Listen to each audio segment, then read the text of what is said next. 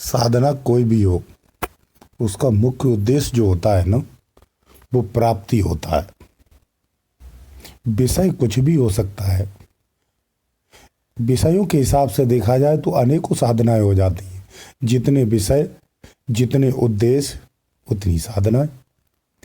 परंतु साधना का जो मुख्य लक्ष्य होता है वो प्राप्ति होता है।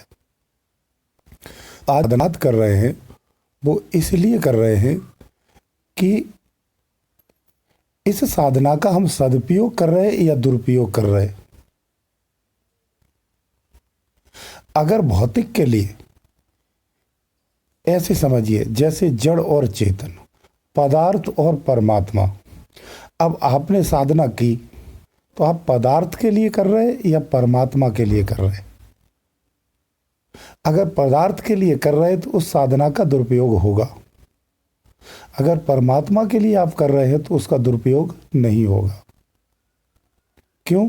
उसकी वजह है, परमात्मा प्राप्ति के लिए जो साधना की जाती है उसमें मुख्य रूप से 16 गुण बताए गए हैं। कबीर दास ने अपने शास्त्रों में भी लिखा है। वो 16 गुण मुख्य रूप से मैं आपको बताता हूं। जब ये 16 गुण आपको, मैं एक और बता दूं आपको, ये 16 गुण जिसके पास होते हैं वही परमात्मा की साधना करने का अधिकारी भी होता है और प्राप्त करने की क्षमता भी रखता है। अन्यथा वो वर्षों तक लगा रहे, सफलता नहीं मिलती है। तो ये जो 16 गुण मैं बताने जा रहा हूं उस व्यक्ति के लिए होना बहुत जरूरी है। क्योंकि साधना मैंने बताया ना, एक पदार्थ प्राप्ति के लिए होती है साधना, एक होती पदार्थ त्यागने के लिए। तो ये मुक्त मार्ग है। इसे पदार्थों से नहीं, भौतिकता से दूर, यानी परमात्मा प्राप्ति के लिए, सांसारिक पदार्थ की प्राप्ति के लिए नहीं। तो जब परमात्मा की प्राप्ति के लिए चाहिए तो हमें उसके लायक भी होना चाहिए ना। जैसे हम किसी के यहाँ जाते हैं तो सज धज के जाते हैं ना, तो परमात्मा की प्राप्ति के लिए भी हमें सज धज के ही जाना ना। तो उसके लायक बनने के लिए हमें ये 16 गुणों का हमारे अंदर में होना परम आवश्यक होता है।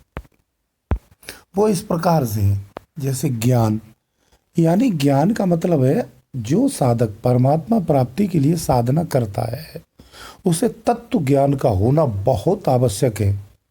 जब वो तत्व ज्ञान को जानेगा तभी तो परमात्मा को समझेगा, तभी तो उसके मूल को समझेगा, तभी तो उस चीज को प्राप्त करने के लिए ललक लगेगी। उस चीज का आपको महत्व ही नहीं पता, उसका मोल ही नहीं पता, तो ऐसे प्राप्त करने का मतलब क्या है?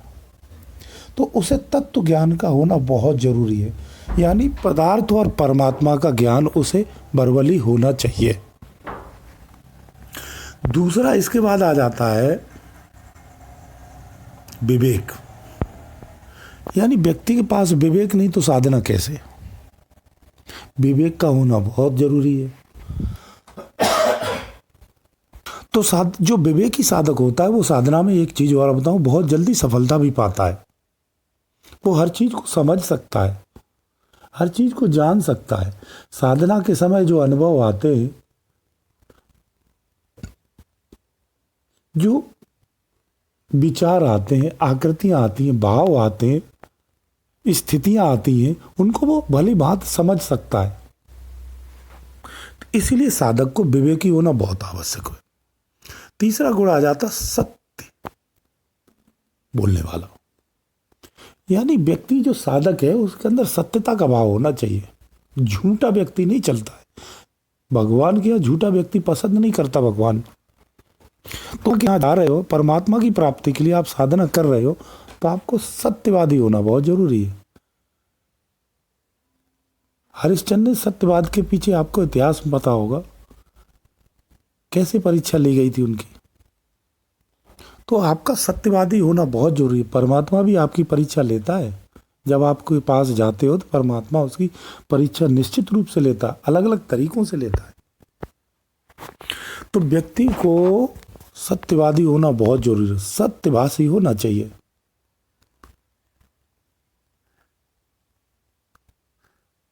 उसके बाद आता संतोष, यानी परमात्मा के प्रति भरोसा यानी आपको जो स्थिति और परिस्थिति जो वर्तमान में दे रखी है, परमात्मा ने जो भी व्यवस्था आपको दी है, उस व्यवस्था को भली भांत स्वीकार करें कि परमात्मा की इच्छा के अनुसार मिला है, ऐसा मानकर उसे धारण करें और परमात्मा के प्रति साधनारत रहें। इसके बाद आता प्रेम भाव। जिसके मन में प्रेम नहीं तो साधना कहां से हो सकती? प्रेम तो अति आवश्यक है, ये परमात्मा का विशेष गुण है। तो आपके अंदर में जो भी साधक है, उस साधक के अंदर में प्रेम भाव होना बहुत जरूरी है। भक्ति भी आप प्रेम भाव से ही करें। परमात्मा के प्रति अटूट श्रद्धा, अटूट प्रेम होना चाहिए, उसके अटूट लगाव होना चाहिए। उससे जब अटूट प्रेम करेंगे तभी तो आप उसकी तरफ आकर्षित होंगे। तो परमात्मा के प्रति उसके अंदर में प्रेम होना चाहिए, संसार के प्रति भी होना चाहिए। भाषा उसकी मीठी होनी चाहिए, मीठी बाड़ी में बोलो, मृदुल बोलो, जिससे भी बात करें। कठोरता नहीं होनी चाहिए, नफरत नहीं होनी चाहिए आपके शरीर में। अगर आपकी नफरत का भाव अंतःकरण में बना है और आप साधना करते हैं तो सफलता कैसे मिलेगी? इसके अलावा आगे शब्द आता धैर्य का। धैर्य मतलब जब आप साधना करते हैं ना, कुछ साधक ऐसे होते हैं, मैं आपको बताऊं, साधना उन्होंने की तो 4 दिन में उन्हें लगता है सब कुछ मुझे मिल जाए।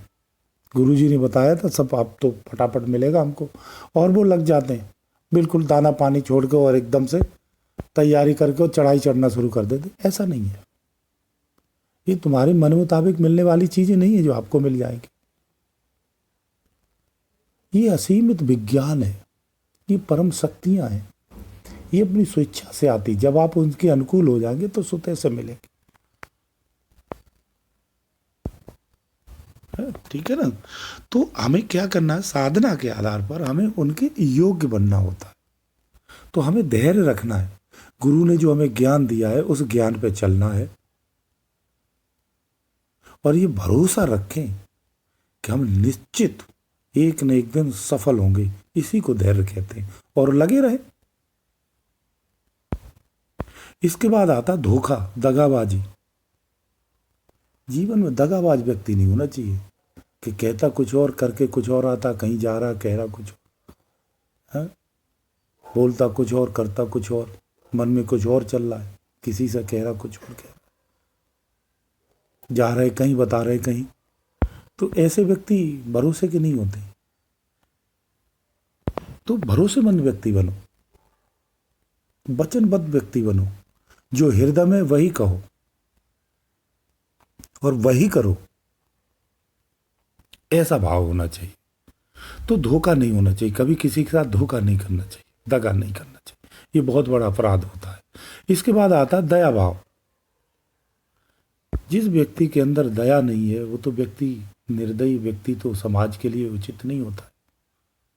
निर्दयता नहीं होनी चाहिए हमारे अंदर। सबके प्रति हमारा कैसा दया का भाव होना चाहिए।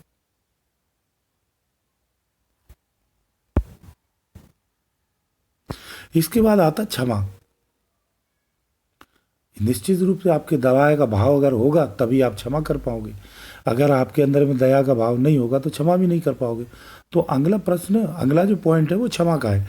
मतलब क्षमा भाव होना चाहिए। आप अपने अंदर में, अंतःकरण आपका इतना निर्मल और स्वच्छ होना चाहिए कि आप अपने शत्रु को भी क्षमा कर दें। जिसने आपके सम्मुख, आपकी आंखों के सामने का अनहित किया है, आपको मालूम है, फिर भी आप उसे क्षमा करेंगे, यानी शत्रु को भी आप क्षमा कर सकते। 10वां आता है इसके बाद शील। निर्दयता नहीं होनी चाहिए व्यक्ति के अंदर में। निर्दयी व्यक्ति बहुत खराब होता है, पशु प्रवृत्ति होती है उसके अंदर। जिसके अंदर निर्दयता है वो पशु है, इंसान नहीं है। इसीलिए शील भाव होना बहुत आवश्यक है। शील स्वभाव आपका होना चाहिए जो साधक साधना करता है। अगर हम भक्त के मार्ग पर हैं और शील नहीं है, कपट भरा है, क्रूरता भरी है, तो ये अच्छे गुण नहीं है, आपको मार्ग पे भटका देंगे। आपकी साधना में कुछ ऐसे शब्द मिलेंगे कि कुरूतापूर्ण अनुभव मिल गए तो आप उसी में भटक जाओगे। ये रास्ते से भटकाने वाली चीजें हैं, तो इनसे बचना चाहिए। आपका शील स्वभाव होना चाहिए। और अपनी भक्ति को कैसे करें? निष्काम भाव से करें, उसमें आपका स्वार्थ तनिक मात्र भी नहीं होना चाहिए। और जो आप भक्ति कर रहे हैं या जो साधना कर रहे हैं या जो भी कार्य कर रहे हैं, वो सांसारिक लाभ की प्राप्ति के उद्देश्य से सदा ही करना चाहिए। निज स्वार्थ नहीं होना चाहिए, परमार्थ की भावना से ही कर।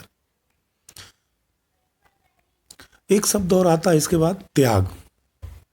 ये बड़ा महत्वपूर्ण और जिसके अंदर त्याग की भावना नहीं है, उसे तो मैं कहता हूं उसे कभी साधना करनी ही नहीं चाहिए। सब गुण रखे, अगर त्याग नहीं है तो व्यर्थ है, सारे गुण भी व्यर्थ हैं। इन 16 गुणों में 15 गुण भी हो, उसके पास त्याग की भावना नहीं है तो व्यर्थ है। त्याग की भावना होना बहुत जरूरी है। जब तक त्याग नहीं तब तक साधना नहीं, और साधना में सफलता नहीं। इसके बाद आता, त्याग के बाद एक और महत्वपूर्ण शब्द आता है, वैराग्य। जब तक आपके चित्त में वैराग्य की भावना नहीं आएगी, आप कैसे साधना करेंगे? परमात्मा की प्राप्ति नहीं हो सकती है। आपका मन तो संसार में ही लगा रहेगा ना, संसार की सुखों में रहेगा, तो फिर परमात्मा कैसे मिलेगा? संसार को त्यागने के बाद ही परमात्मा मिलता है। तो मैंने शुरू में आपको बोला ना, साधना 2 ही उद्देश्यों से की जाती है। एक भौतिक संसार के लिए, एक भौतिक संसार के सुखों की प्राप्ति के लिए, एक भौतिक संसार के सुखों को छोड़ने के लिए। तो ये संसार के सुखों को छोड़ने का है, इसलिए आपको ये गुण बताए गए। वैराग्य आएगा, संसार को छोड़ दोगे तो आप सुखी हो जाओगे, तो आप स्थायित्व आ जाएगा और आपका परमात्मा के प्रति विशेष लगाव हो जाएगा, क्योंकि आपका कोई दूसरा सहारा नहीं रहेगा, सिर्फ एक ही रह जाएगा परमात्मा, उसी पे आप डिपेंड होके साधना करेंगे। इसके बाद आता है शांति। हमारा जो चित्त है वो बहुत शांत होना चाहिए। अलग अलग चीजों पे जो इधर उधर भगता है ना, वो नहीं भगना चाहिए। चित्त की शांति होना बहुत जरूरी है। जब तक चित्त की शांति नहीं, तब तक कोई सफलता नहीं।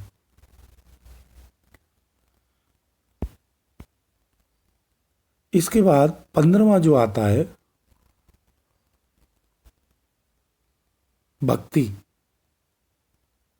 यानी परमात्मा की भक्ति करना, सिर्फ उसी की भक्ति करना, इसके अलावा और कुछ भी नहीं करना। आपके जो भी कार्य हैं वो सारे कार्यों का उद्देश्य परमात्मा की प्राप्ति ही होना चाहिए। संसार में सुबह से लेकर के शाम तक जो भी कार्य आप करते, जैसे भी जिस अवस्था में भी रहते हैं, वो सब कुछ परमात्मा के प्राप्ति के लिए ही कर रहा हूं, ऐसा उद्देश्य रख करके कार्य कर सकते हैं। तो भक्ति चाहिए। भक्ति नहीं तो कैसे होगा? जब आप भक्ति करेंगे, बैठेंगे, साधना करेंगे, तभी तो परमात्मा मिलेगा। तो इसलिए भक्ति कठोर भक्ति होना चाहिए, बल्कि मैं ये शब्द जोड़ूंगा, और दृढ़ संकल्पित होनी चाहिए भक्ति सफलता के लिए। इसके बाद आखिरी 16वां गुण जो आता है, उसका ये गुण आता है कि व्यक्ति का भाव कैसा होना चाहिए। उस व्यक्ति का भाव मित्रतापूर्ण होना है। सारे संसार में समभाव, सबको मित्र भाव में ही देखे और सबसे प्रेम करे।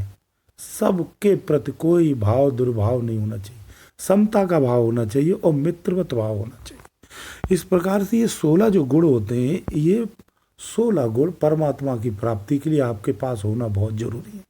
जब ये 16 गुण आपके पास आए होंगे तो परमात्मा के लिए आपको ज़्यादा दौड़ना नहीं चढ़ेगा।